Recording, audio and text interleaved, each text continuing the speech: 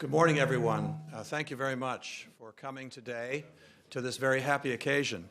This morning, when I was deciding which tie to wear, I looked for something with a lighter blue in it, but couldn't find it, but at least it's blue and yellow, because I was thinking of the symbolism of this occasion, 65 years of the Ukrainian service of the Voice of America. This is not an unimportant event. This is a particularly significant one, especially given what's been happening for the last year. So I'm David Ensor, the director of the Voice of America, and it's my pleasure to welcome you to the celebration of the 65th anniversary of the foundation of the VOA Ukrainian service. No one could have predicted that this past year would be one of the most important years in Ukrainian history, the year of the massive Euromaidan protests, the violent government crackdown on demonstrators, President Yanukovych fleeing the country, Russian aggression against Ukraine, including the annexation of Crimea and support for separatist conflict in the Donbass region, the presidential and the parliamentary elections, all of that within the span of 1 year. And VOA's Ukrainian service was there for our audience in Ukraine throughout, rising to the challenge of keeping our audience informed, particularly about the U.S. official reaction to the crises, as well as American expert analysis of the situation. VOA's credible and comprehensive reporting was countering the onslaught of Russian propaganda and was, we hope and we believe, a reassuring daily presence on the Ukrainian airwaves and online. The Ukrainian VOA service surged in response to these multiple crises, and that has been a considerable success. Research shows that the weekly reach of the VOA Ukrainian service is now over 18% of the country. That means that about 1 in 5 people in Ukraine are seeing a VOA broadcast every single week. This past June, I traveled to Kiev, the Ukrainian capital, and I visited the Maidan with most of the barricades, encampments, and memorials to those that were killed still in place at the time. It was an incredibly sad and moving experience for me, as I know it may have been for some of you here when you've been there. I met with young professionals and students on the trip and heard firsthand about their experiences on the Maidan, their aspirations and commitment to transforming Ukraine into a modern, democratic, and prosperous European country. In a meeting with the foreign minister and his deputy, we talked together about the common need we have for a concerted effort to counter Russian propaganda. And of course, I visited with our partners, the partner stations in Ukraine, such as Channel 5, ICTV, and First National TV, and worked with them on expanding our cooperation and collaboration in the new freer media atmosphere that now exists in Ukraine. That visit demonstrated to me the vital importance of VOA's Ukraine service for Ukraine and for the United States. And so I want to congratulate our service on a tremendous year of broadcasting achievements and its 65th birthday, a proud legacy of service to the Ukrainian people and to the American people, because this strong service is very much in our own country's interests as well as Ukraine's. There are a lot of people, I can't mention everybody, but I'd like to mention a few people that are just so important to the success of the service. Obviously, Miroslava Gongadze, who co-hosted a series of parliamentary debates on First National TV in the last short time, traveled in the reporters' pool for Vice President Biden's recent trip to Ukraine, and is a stalwart anchor and reporter for the service. Yulia Yarmolenko from ICTV, who just completed a 3-month fellowship here at the Ukrainian service, during which she filed 40 original reports on U.S.-Ukrainian relations, U.S. foreign policy, and on life in America. Ruslan Petrenka, who filed live reports from the White House for several stations, reporting on Ukrainian President Poroshenko's recent visit to Washington. Tanya Koprovich and Natalia Robert, who host the new Studio Washington program for people in Ukraine who prefer to obtain their information in the Russian language. Zorislav Baidyuk and Uliana Lewenberg, host and editor respectively of the weekly Window on America features TV show, which also has a certain legacy to it. It's been going 20 years ago now and still going very strong. There are many others, but I'm going to turn the chair over to one of them, our wonderful, intelligent, insightful, kind, and inspiring leader of the Ukrainian service, Adrian Karmazin. Adrian, please come up. And before I give you the podium, I want to give you a certificate of appreciation from me, from the Voice of America, for to mark the occasion of this wonderful birthday. Thank you. Congratulations.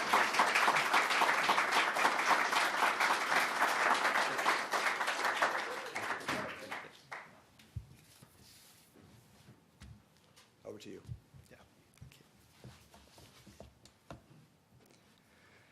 Thank you, David. It was great to have traveled to Ukraine with you earlier this year, back in June. And I wanted to mention that one of my favorite moments of the trip was actually when we were having dinner one evening, and the newscast of 1+1 came on, and you kind of like stopped, paused, you got up, you walked over to the TV mounted on the wall, and you just stood there, sort of mesmerized, actually, if I might say that, for a few minutes. And it seemed that you were very impressed with what you saw, and it kind of felt good for you to know the media market that we, intimately, that we work with, kind of all the effort that we have to put in to make sure that our shows match the level of sophistication of the Ukrainian television market. I'm Adrian Karmazin. I'm chief of the Ukrainian service here at Voice of America. And besides the journalists that David already mentioned, I wanted to also recognize the rest of the members of the team. They are Anna Didik, Ihor Hulave, Oleksiy Kuzmenko, Alexander Yanevsky, Bogdan Tsupin, Irina Matvichuk, Tanya Harchenko, Oksana Tsisik, Ruslan Denechenko, and Oksana Lihostova.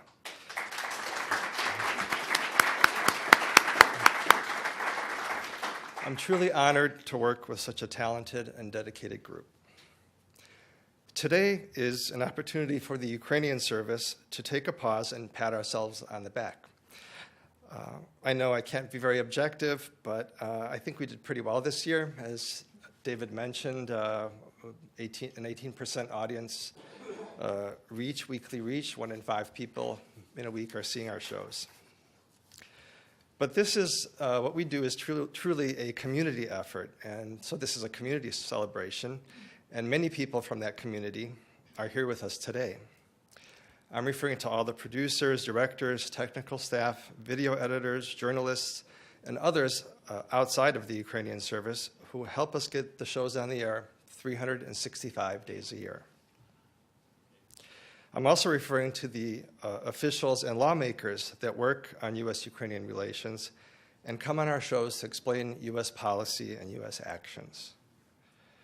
I'm referring to the think tank experts and democracy-building experts that analyze the situation for our viewers. I'm also talking about the Ukrainian officials that come on our programs to provide their perspective on U.S.-Ukrainian relations and trends in Ukraine. I'm referring to the business community representatives that we interview to better understand what is needed for Ukraine to prosper.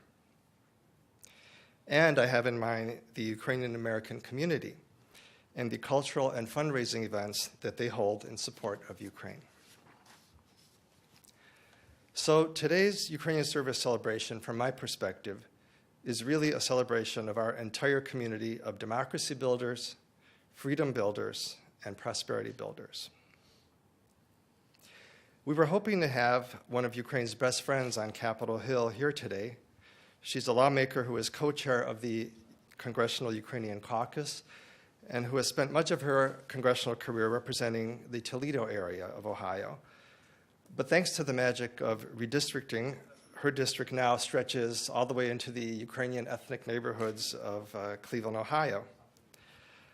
Due to the important votes that are taking place on Capitol Hill this morning, including funding for the Voice of America, I believe, she isn't able to join us. But we do have a video greeting from Representative Marcy Kaptur, and so we're going to present that to you now. I wanted to congratulate the Ukrainian service for 65 years of broadcasting and to congratulate them on this very significant anniversary. To open communication across borders, to try to inform, to try to probe the truth, and to share that truth globally.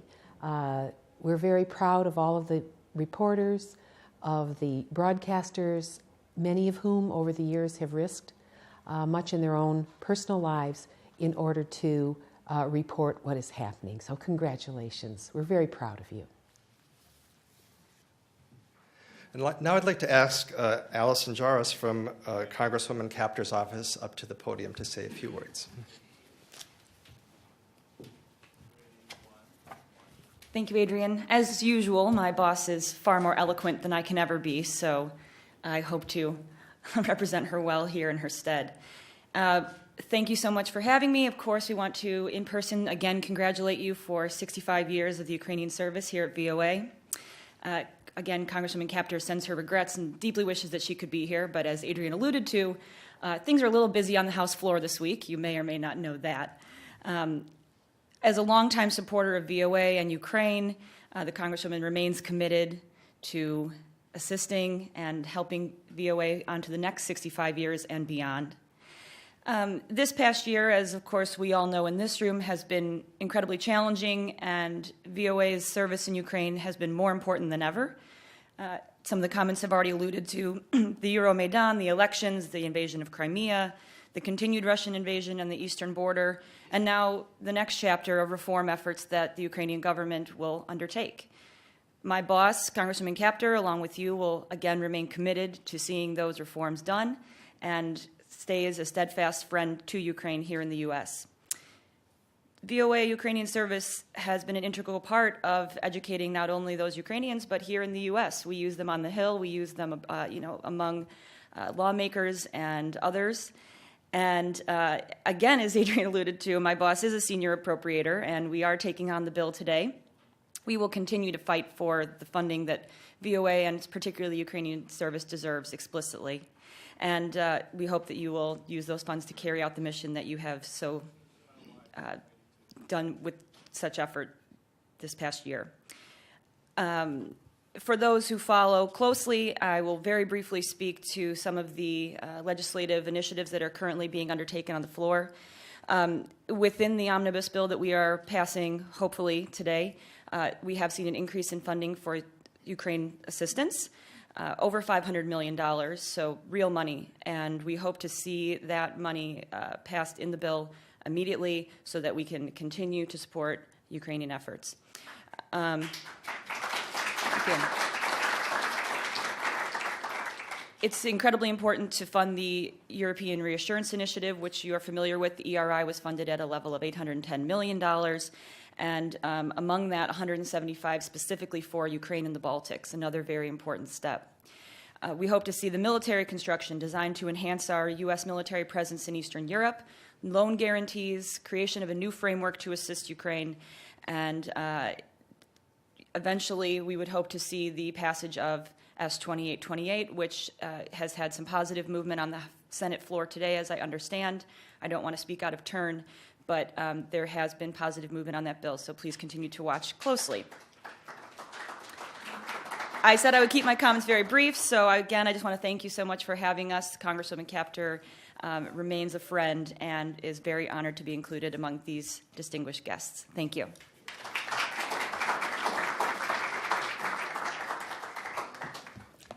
Thank you very much, Allison. And again, welcome to all our distinguished guests, including the next two, which are Ambassador Bill Taylor and Ambassador Alexander Mosik. And so first we'll turn to Ambassador Taylor. He was the U.S. Ambassador to Ukraine from 2006 to 2009 and is now the acting president of the U.S. Institute of Peace. Besides the current ambassador, Jeffrey Pyatt, there are now 7 former U.S. ambassadors to Ukraine, Ambassadors Taylor, Miller, Pfeiffer, Pasquale, Popaduke, Herbst, and Teft. Soon there will be enough of them to actually field a baseball team. So that should be interesting. So without further ado, I'd like to ask Ambassador Taylor to say a few words.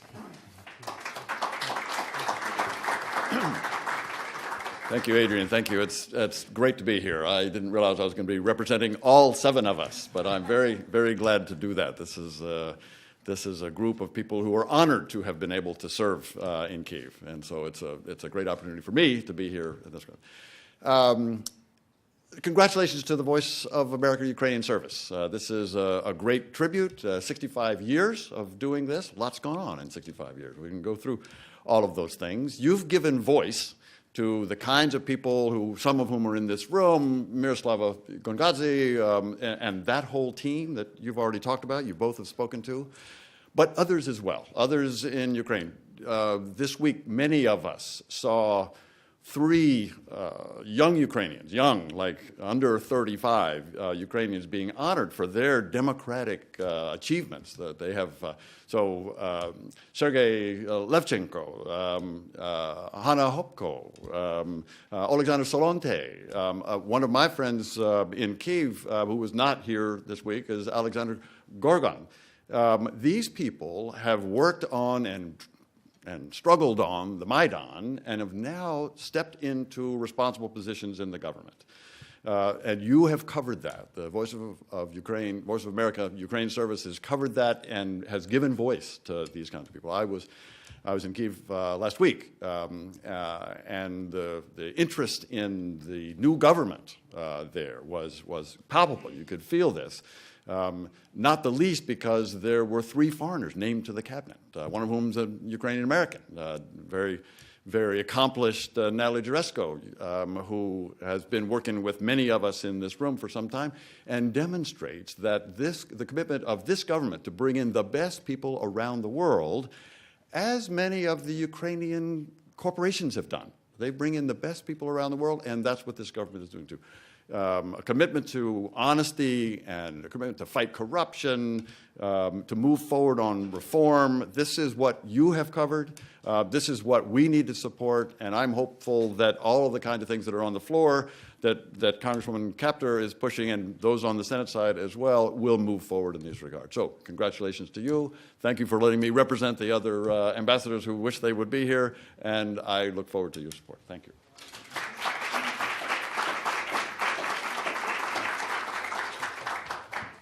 Thank you, Ambassador Taylor. Next, it's my pleasure to welcome Ukraine's ambassador to the United States, Alexander Marcik, to the stage.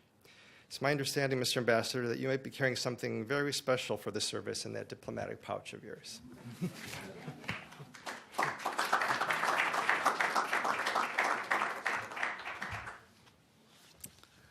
Mr. Director, Ambassador Taylor, дорогі Adriani, ladies and gentlemen, I'm greatly honored to join you in celebrating the 65th anniversary of the Voice of America Ukrainian service.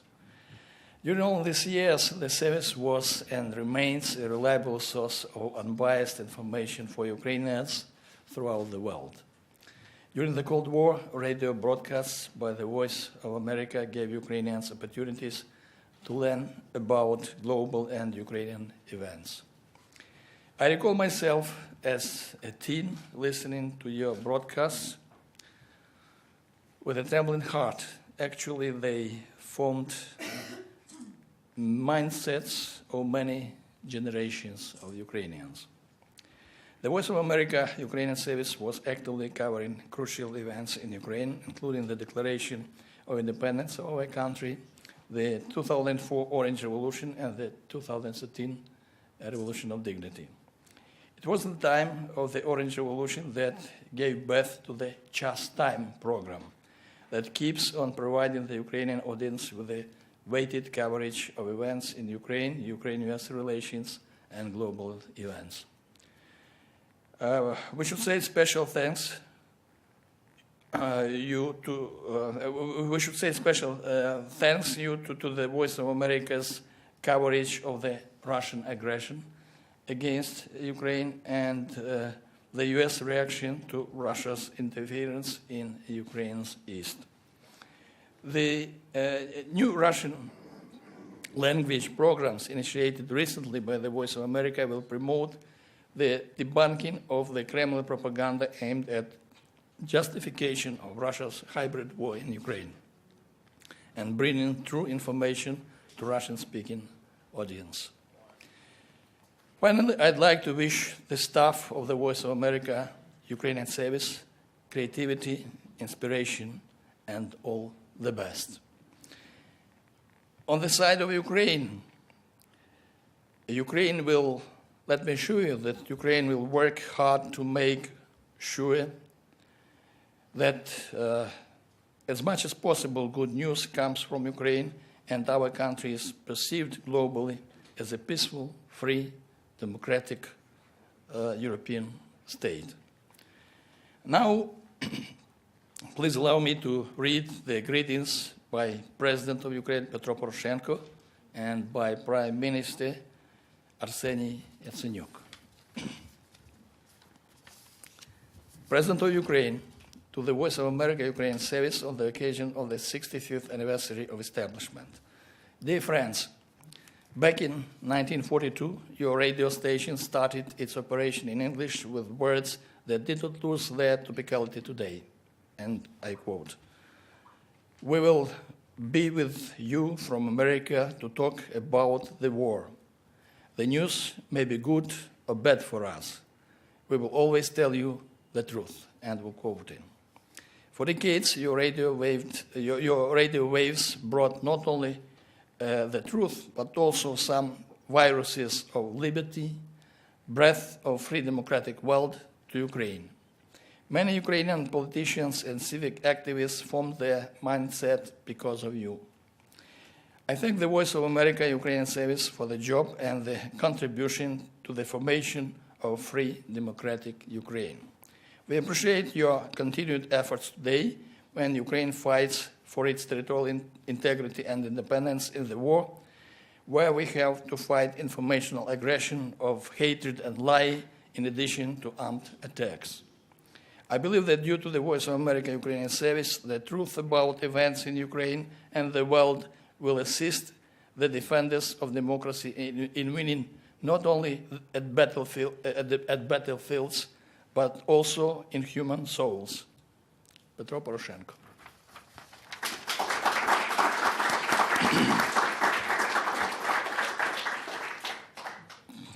Prime Minister of Ukraine, Ukrainian service, to Mr. Adrian Karmazin, Ukrainian service chief of the Voice of America.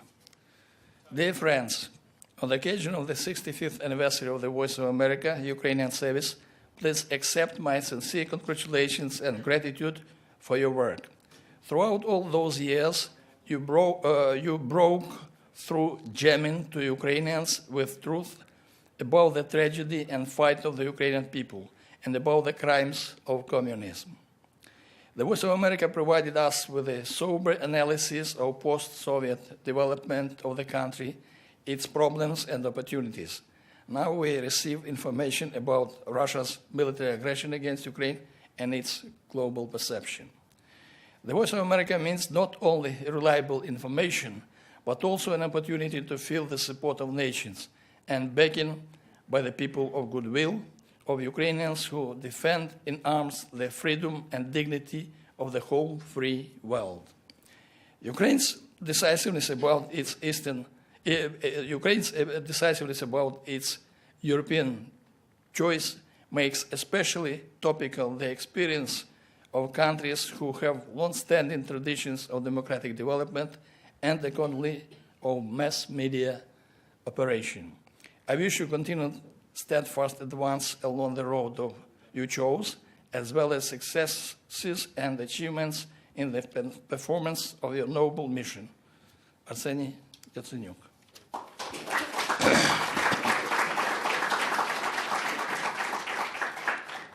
And I have one more good news for you today. I would like to announce some special decree of the President of Ukraine. decree of the President of Ukraine on award of Princess Olga Ode to Miroslava Hongadze.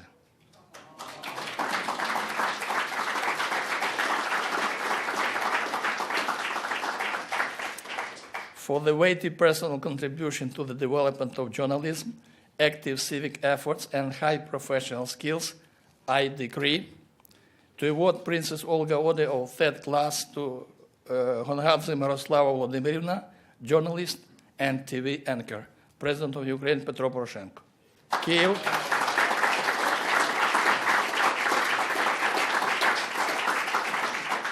Kyiv, December 10, 2014. That means that the order is on its way to the United States of America, but by today's flight from Kyiv to New York City. Okay, so Miroslava, congratulations.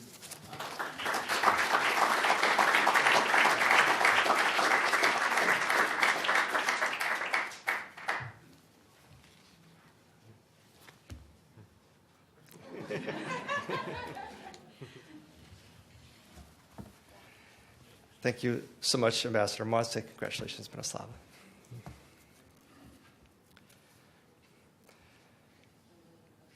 I'd also like to mention that we received a congratulatory reading letter from the new chairperson of the Parliament's Free Speech Committee, Free Speech and Information Committee. That's Victoria Sumar, a good friend of ours in the Ukrainian service. She served as our Kyiv correspondent for 10 years, starting in 1999. So another great story from our legacy, building on our legacy.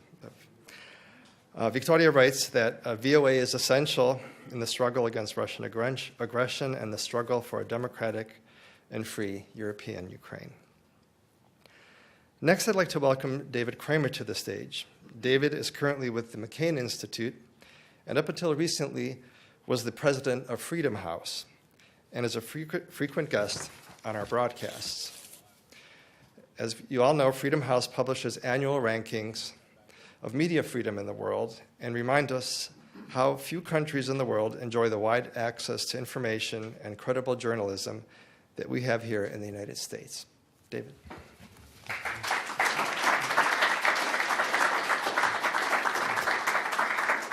Thanks very much, Adrian, and congratulations to you and David and the whole tremendous team at VOA Ukraine Service. I also want to single out Miroslava because one thing I learned many years ago is you actually can't say no to Miroslava. She calls you up and says, I need a comment on this, and the answer is not going to be yes or no, it's going to be when can you do it? Very well-earned tribute to you, Miroslava. Congratulations. This is, I think, a very important moment, as other speakers have said, and as others have also said, this underscores the importance of continuing VOA's critical work as we see the information war unleashed from the Kremlin, having VOA and the other services provide the truth and what objectivity is and what's really happening in the world is critically important. It's also critically important for Ukrainian listeners and viewers to understand that the United States cares, that the West cares, that the West is watching, and that we are trying to do what we can through many different means, including VOA, most importantly, to help them in their vital transformation. It's a very inspiring time based on Ukrainian civil society and journalists who have shown tremendous initiative in demanding a better future for their country. But it's also a very difficult and challenging time as we see Ukraine occupied, under attack, the victim of Russian war and aggression. So it is my hope that we can celebrate and mark future anniversaries of VOA's Ukrainian service, looking at a much better, brighter situation in the present and in the future. So again, let me join in offering my congratulations on this important anniversary, and I hope to have a happier note for all of us in the future for other anniversaries. Thank you.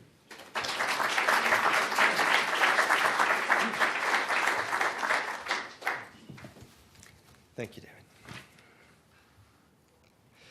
Another speaker today who has been deeply engaged in supporting NGO and free media development in Ukraine for many years is Nadia Duke, who is Vice President of the National Endowment for Democracy. Nadia.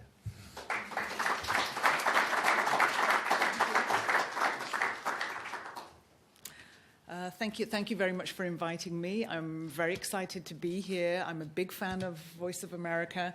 Mr. Ambassadors, it's great to see you here too. Congratulations, Miroslava. That's a terrific tribute to you and your work. And I can also confirm that when you say no to Miroslava, it's just the beginning of the negotiation. No is not really no. I'd like, in a sense, to just compliment a little bit some of the things that have been said here today and just put things in a little bit of a broader context, maybe, because we've had many anniversaries being celebrated in Washington in the past couple of weeks, so I think we're in good company here. It was International Human Rights Day yesterday. In fact, 64 years since the United Nations declared that December 10th should be the day. So hopefully Voice of America was already covering it even back then. And there have been a series of events commemorating the 25th anniversary of the events of 1989, which brought freedom to Eastern Europe and an end to the Cold War. And we've been privileged in Washington to witness the unveiling of a bust of the late and great Václav Havel in the Congress. Only the fourth non-American to be honored in this way in the hallowed halls of our great democracy. The further we draw away from Havel, the more clarity we gain in seeing his ideas on the power of the powerless and his unfailing support for the values of freedom and the integrity of citizens' roles in shaping a state's destiny as ideals to aspire to. I might also mention that we remembered another noble Central European at NED this week in the celebration of the centenary of Jan Nowak Jezioranski, a longtime director of the Polish service of Radio Free Europe and a freedom fighter for Poland who brought news to the Allies during the Second World War about the situation in Poland and about the Holocaust. And Jan, I knew him well, was a big advocate of freedom and democracy in Ukraine. We worked together very closely on that. And then there was also the first anniversary of the Maidan, Ukraine's revolution of dignity. It's a very young anniversary compared with some of the others, and it reflects the new politics and the new country that are only just emerging. So this week we've had, as has been mentioned, the celebration of democracy awards given to 3 young politicians from Ukraine, all of them in their early 30s. One of them a former Reagan Fussell Fellow, and another one I believe was a grantee. There was an event which was addressed by the Vice President of the United States and also America's first female Secretary of State, the formidable Madeleine Albright. And who could have imagined that a few years ago? An event devoted all to Ukraine with such eminent speakers, and it seemed like hundreds of people there for those of us who were there.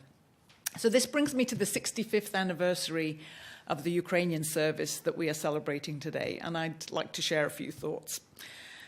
65 years seems like a long time to have only just brought us to the 1-year anniversary of Maidan. But in a way, this reinforces my conviction that the challenges along the path to freedom for Ukraine have been greater than for others, and that ultimately Ukraine's success will bring along with it a greater benefit than just the interests of the people in Ukraine. At each step of the way, Ukraine and its people have been innovators, and their creative spirit has shown through all of the repressions and all the turmoil. And I believe it has been reflected in the quality of broadcasting we have seen in the Ukrainian service.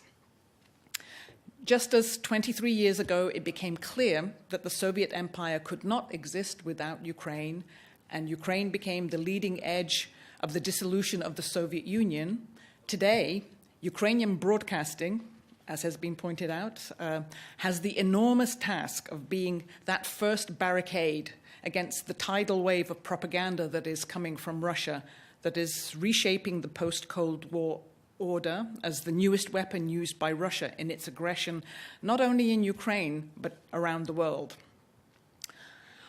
Working at the National Endowment for Democracy brings us in touch with the journalists and activists on the ground who are engaged in the difficult task of building democracy and defending freedom. And we have seen how news and honest information from the broadest range of sources is so crucially important. And Voice of America's Ukrainian service continues to be a leader in that difficult task. So I congratulate you on 65 years of work and wish you the strength and courage in this new phase of our common struggle to push forward the boundaries of freedom and make not just Ukraine, but also the entire region a better place for its citizens to live. Congratulations.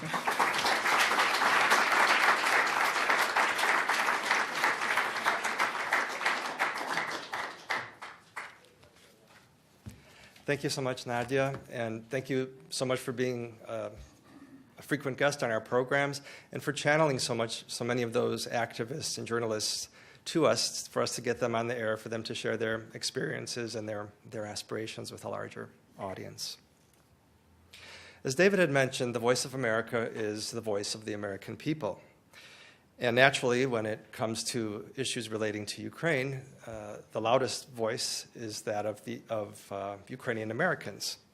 And among Ukrainian Americans, perhaps the loudest voice here in Washington is that of Michael Salku. He's the director of the Ukrainian National Information Service. Michael?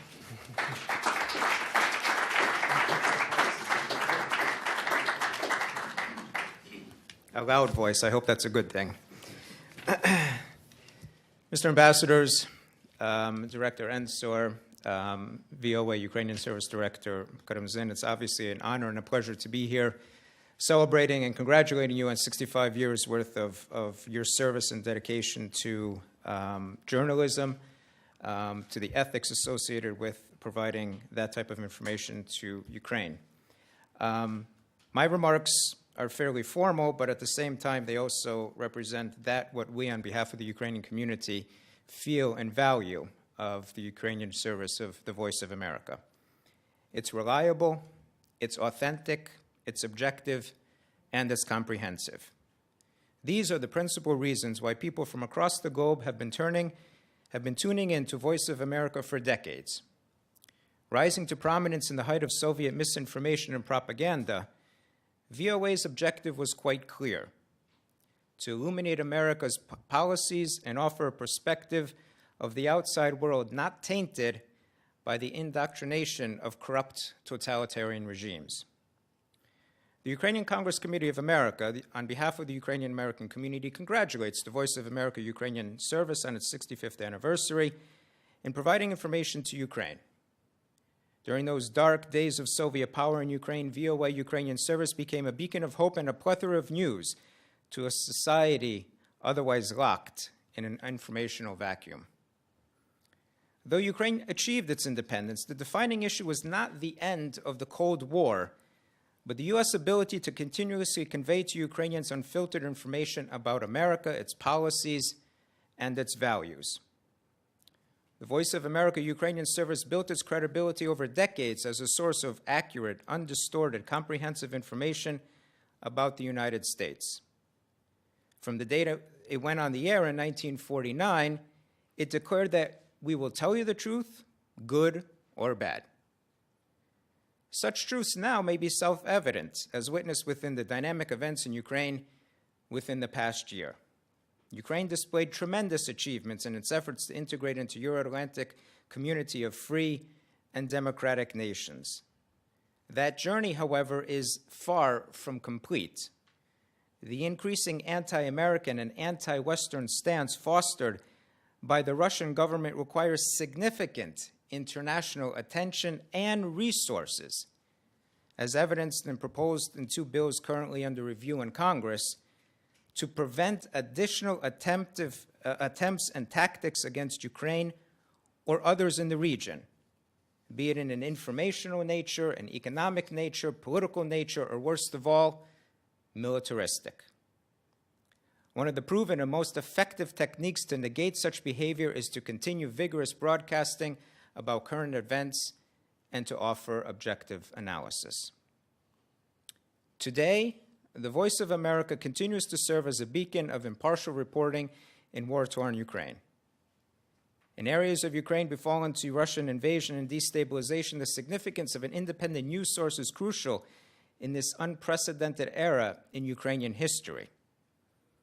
The Voice of America, a Ukrainian service, has not only kept the traditions of the Ukrainian nation alive, but has honored the nation in which we reside by upholding the principle of the First Amendment of the United States Constitution, freedom of speech. A free and independent media is indeed the cornerstone to a successful democracy.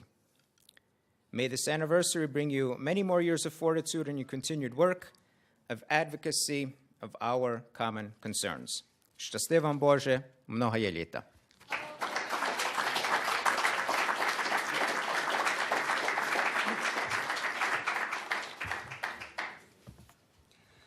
Thank you so much, Michael. So if we joke that you might have the loudest voice on Ukrainian affairs, perhaps the next person, the next speaker might be able to claim that they have the richest voice. I'm talking about our next guest is Morgan Williams, president of the U.S.-Ukraine Business Council, which represents some 200 companies doing business or trying to do business in Ukraine. Morgan.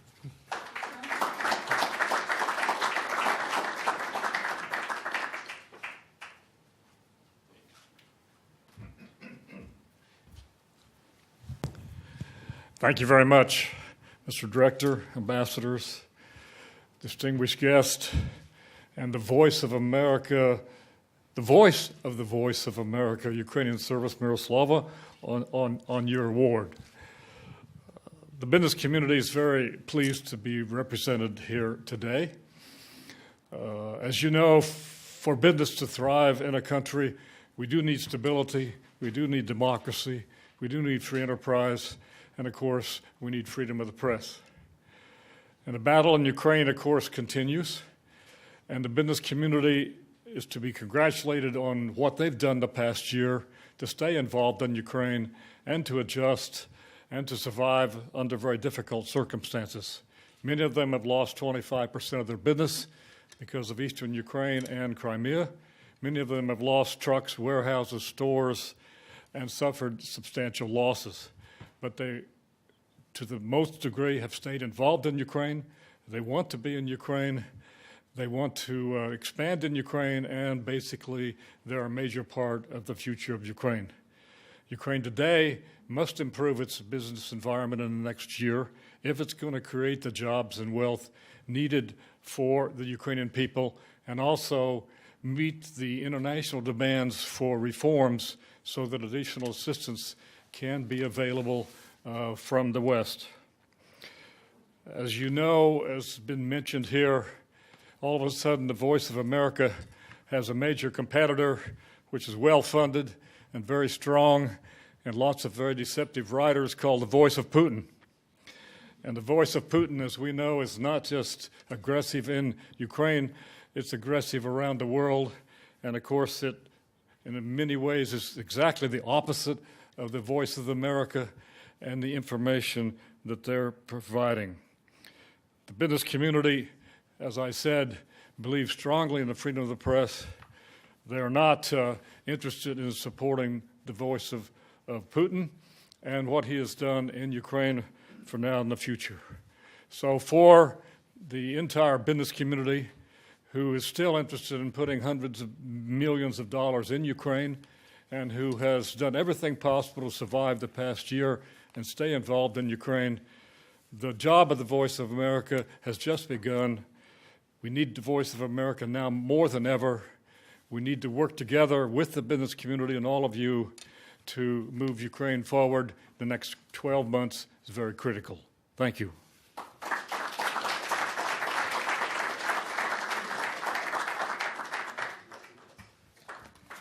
Thanks so much, Morgan.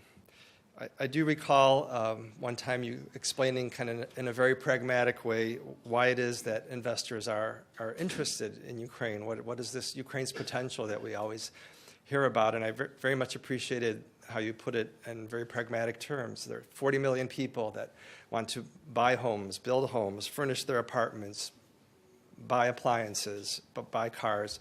So I always appreciate your participating in our programs and bringing those kind of messages, those simple but very true messages to our audience about what business, American investment, and American involvement in Ukraine can help bring to the Ukrainian people.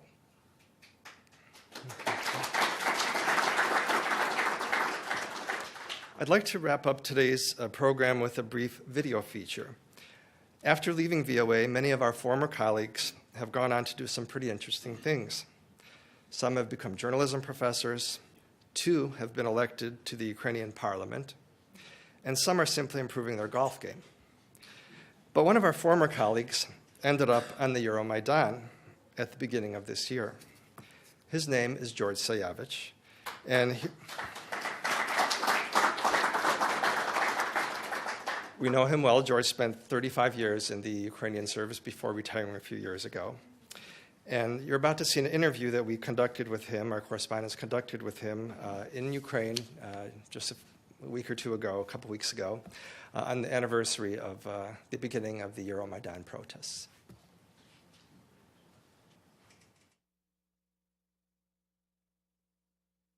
Я приїхав 1 січня. I arrived on January 1st. I wanted to see firsthand what the Maidan is about. I'd been watching it from abroad on Ukrainian television. After a day or two, I knew I would be here until the end. I didn't have any doubts or second thoughts. On February 18th, I was injured pretty seriously at the hands of the riot police, a unit from Crimea. There was a group that outnumbered us, and they came at us with such force, such ferociousness and anger and hatred, that when they beat me up, I was covered in blood and waiting in the first aid area. A Berkut policeman was standing next to me, so pleased, and smilingly said in Russian, "Aha, so you wanted to have your Ukraine." Would a Ukrainian say that? So I came to the conclusion that they beat us with truncheons with the intent to kill. And they did kill. I had a motorcycle helmet on that saved my life. It was smashed to bits. Nothing was left of it. It saved my life, but not others. There were many corpses. I am very dismayed that no one has been punished for such cruelty, for such crimes. It's just unbelievable. How can a country exist with these kinds of principles of justice? Even the person that gave the command to shoot, that directed these actions, was released by the courts. How can this be? It can't be.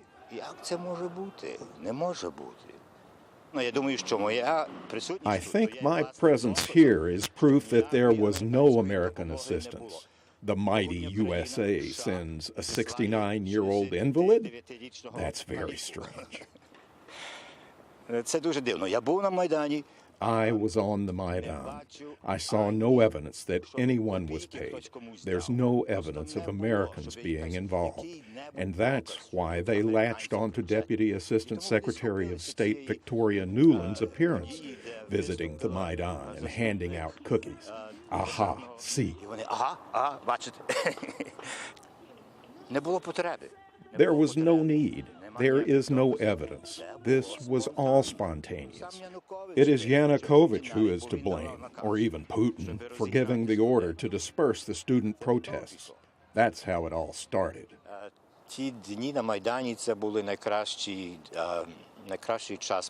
The days on the Maidan were the best times of my life. I am very encouraged by the fact that the Maidan created a new spirit among Ukrainians. Ukrainians were known for an attitude of complacency. But the Maidan has swept this away. A wave of volunteerism has emerged. I love it so much when people take part, don't just complain about the authorities, but take action. And it also pleases me that this spirit has caught on in the diaspora.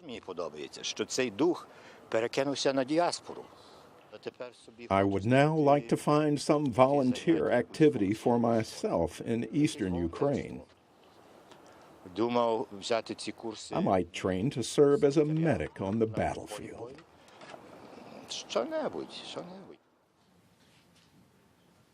And so that brings us to the conclusion of our program today. Thank you so much for coming to the anniversary celebration today of our first Ukrainian language broadcast 65 years ago. Tomorrow, actually, December 12th, 1949, was the first Ukrainian language broadcast.